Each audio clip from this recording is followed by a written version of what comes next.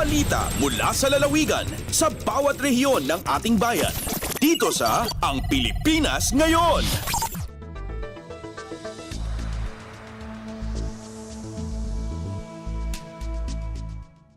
Narito na ang bugso ng ating mga regional news. Dumako muna tayo sa rehiyon ng Luzon.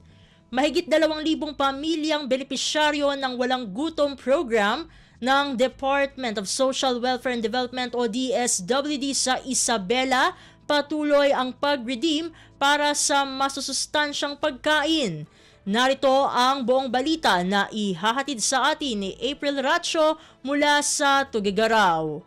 Nasurok 2,000 a benepisyaryo itintero probinsya ti Isabela ti madamang agridimo na magisuksukat itinaawat da asig 3,000 piso sa gata ti food credits para kadagiti grocery items karaman dagiti natengken prutas.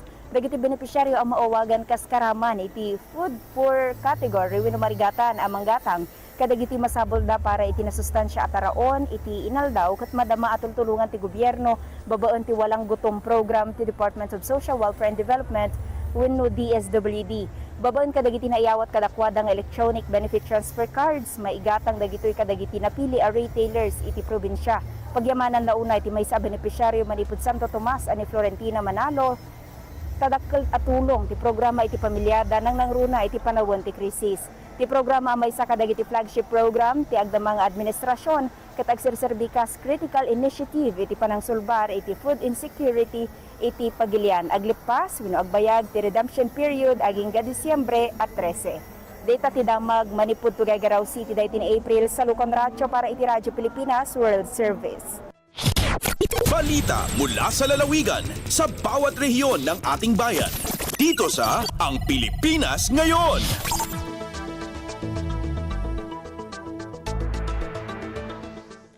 Inyong napakinggan ang ulat ni April Ratio mula sa Tuguegarao. Dakuin naman natin ang Baguio City, umento sa sahod ng mga manggagawa sa pribadong sektor at mga kasambahay sa Cordillera, epektibo na sa bisperas ng Pasko.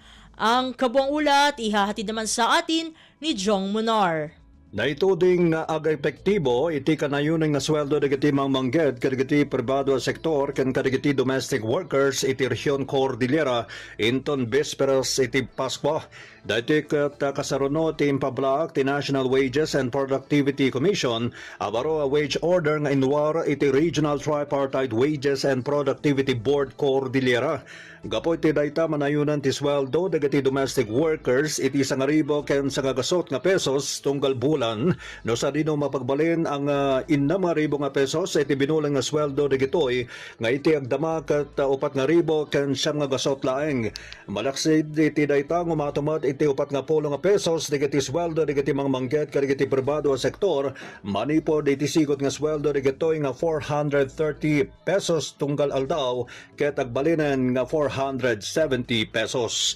Manipod iti Radyo Pilipinas Baguio, Jong Munar, nang ipatarang para ti Radyo Pilipinas World Service. Balita mula sa lalawigan sa bawat rehiyon ng ating bayan. Dito sa Ang Pilipinas Ngayon.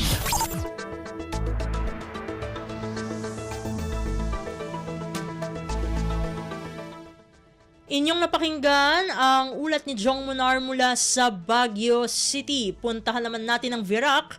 Lokal na pamahalaan ng Pandan sa Catanduanes, ginawaran ng Subaybayani Award ng Department of the Interior and Local Government o DILG. Narito si Juris De La Rosa para sa balita. Ginawadan ng lokal na gobyerno ng Pandan sa Catanduanes sa irarungkan na pamamayo ni Mayor Raul Tabirara din Subaybayani Award Exemplar kan Department of the Interior and Local Government o DILG. Ang Subaybayani Award pagmidbid kan DILG sa mga LGUs na igwanin na maurag, tapat, asin makabago, asin epektibo ang panggogobyerno pag-abot sa implementasyon ng local infrastructure projects na igwanin positibong epektos sa indang mga komunidad.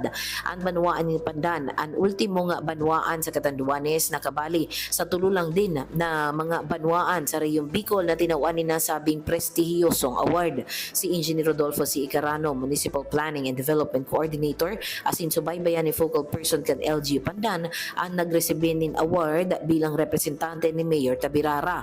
Ang subaybayan ni National Awarding Ceremony pigsagibo kan December 3 sa Sikia Hotel, Asiana City Business Park, Parañaque. Sigon sa LGU Pandan, ang award na ini patunay nin dedikasyon ninda sa pagsusulong nin pangmatagalan na pag-asenso asin pagtutok sa kapakanan kan lambang Pandananon. Sa ruda ini po nadakulang lakdang patungo sa mas maasenso pa na Pandan. Olivera Catanduanes, Juris de la Rosa para sa Radyo Pilipinas World Service. Balita mula sa lalawigan sa bawat rehiyon ng ating bayan. Dito sa Ang Pilipinas Ngayon.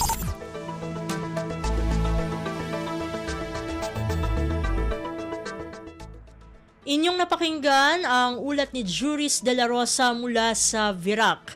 Pumunta naman tayo sa rehiyon ng Kabisayaan. BBM rice na 29 pesos kada kilo muling mabibili sa lalawigan ng Bohol bilang handog ng National Irrigation Administration o NIA Region 7. Pakinggan ang kabuang ulat na ihahatid naman sa atin ni Jessa Aguailanan mula sa Cebu.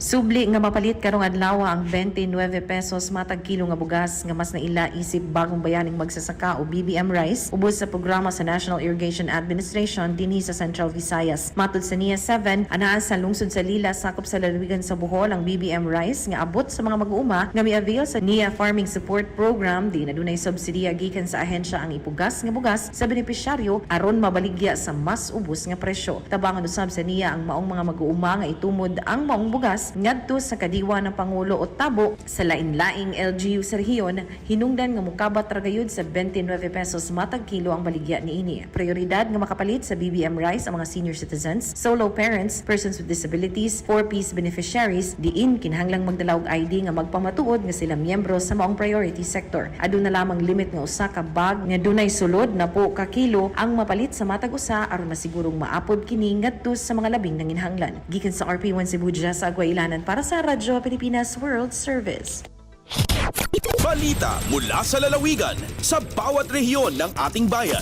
Dito sa Ang Pilipinas Ngayon.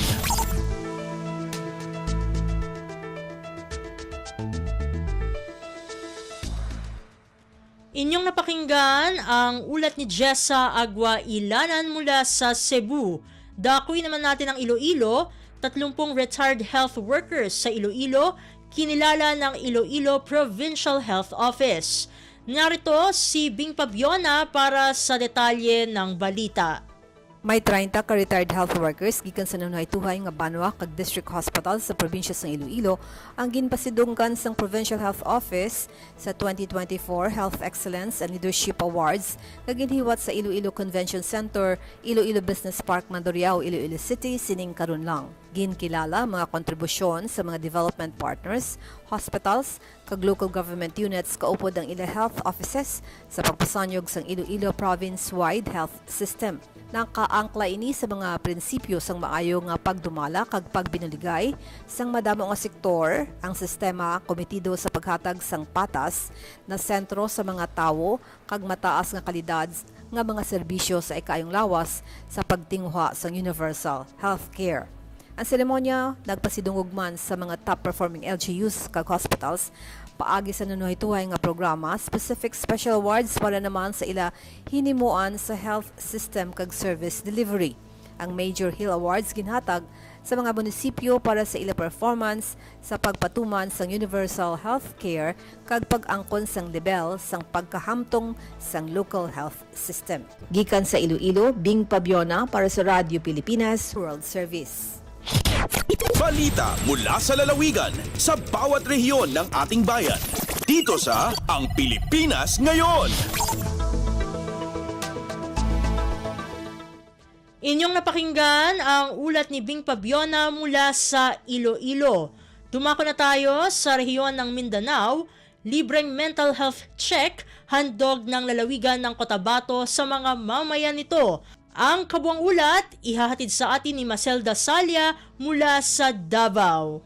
Buot tabangan sa lokal nga kagamhanan sa probinsya sa Cotabato, ang katawhan niini labi na ang adunay mental health concerns. Labot niini maghatag og libreng mental health check-up ang Integrated Provincial Health Office sa mga lungsod sakop sa maong probinsya. Prioridad usab sa lokal nga kagamhanan nga mahatagan og igong interbensyon aron nga masolusyonan ang panginahanglanong sa pasyente. Una na nga nagpahigayon ang IPHO sa libreng mental check-up sa libungan ug tulunan din mokabat sa 81 ka mga individual ang mipailam sa serbisyo. Naglusad usab og awareness campaign aron nga ipasabot sa mga pamilya ang kondisyon sa ilang kabanay ug mahatagan kini og giya sa saktong pag-atiman ug pagsabot.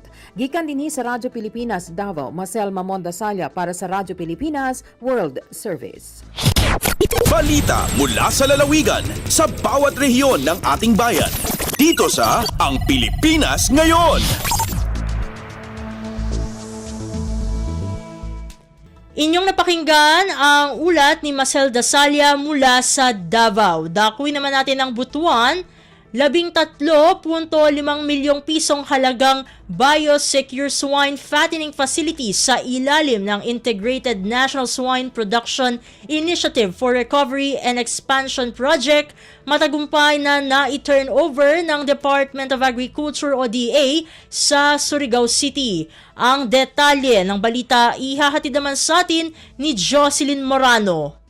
Usa ka biosecure swine fattening facility ilawom sa Integrated National Swine Production Initiative for Recovery and Expansion kon INSIRE project ang opisyal nga gitugyan sa Department of Agriculture karga sa Mat-I Farmers Association didto kini nahimutang sa Barangay Mat-I, Surigao City. Sigon ni DA Caraga Regional Executive Director Arlan M. Mangelen, ang fasilidad nagkantidad tanan sa 13.5 million pesos uban sa 3.5 million counterpart sa kagamhanang lokal sa Surigao. Mensahe ni RD Mangelen, para magmalampuson ang mga tinguha nga ma-improve ug maayo ang produksyon sa baboy sa Surigao City, importanteng madumala sa sakto ang maong fasilidad.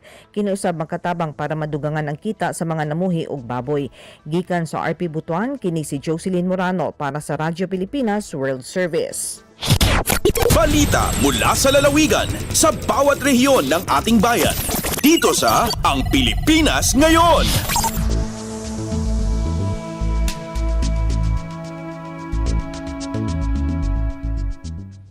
Inyong napakinggan ang ulat ni Jocelyn Morano mula sa Butuan. Dito na nagtatapos ang ating regional news.